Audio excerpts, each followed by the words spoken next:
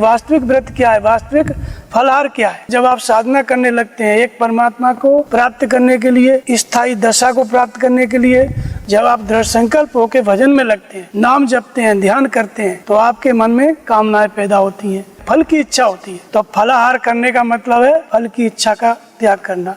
नाम जप करो, ध्यान करो, भगवान के मार्गदर्शन में चलो, लेकिन जो फल आए उसका त्याग करो।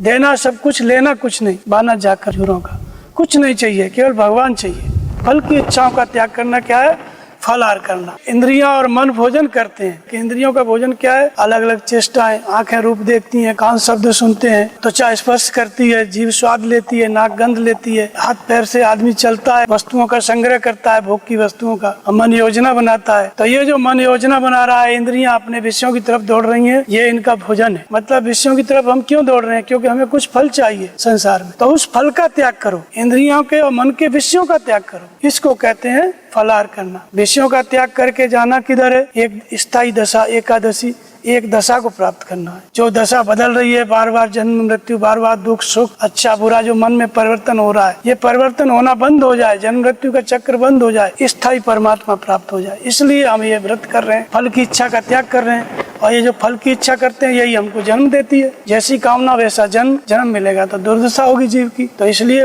फल का आहार करने का मतलब जो कामना आए उसका त्याग करो। तो कामना का त्याग आपने किया तो आपने एक जन्म का त्याग कर दिया, एक दुर्दशा का त्याग कर दिया। इसलिए इसको फलाहार कहते हैं और इसी को उपवास कहते हैं। उपवास का मतलब होता है उपद्रष्टा हनुमंता भर्ता भोक्ता महेश्वर।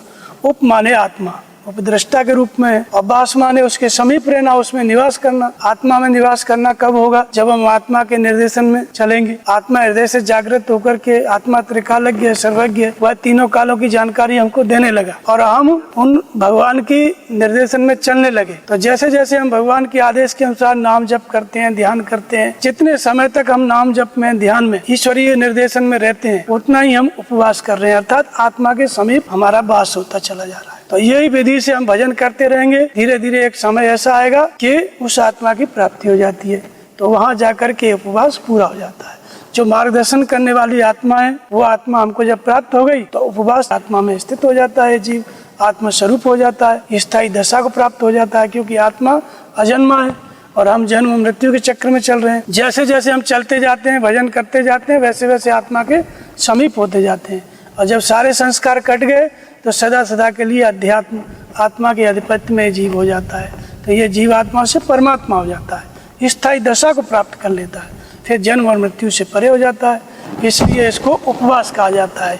इस उपवास के द्वारा हमको आत्मा के समीप और फिर आत्मा की स्थिति प्राप्त होती है।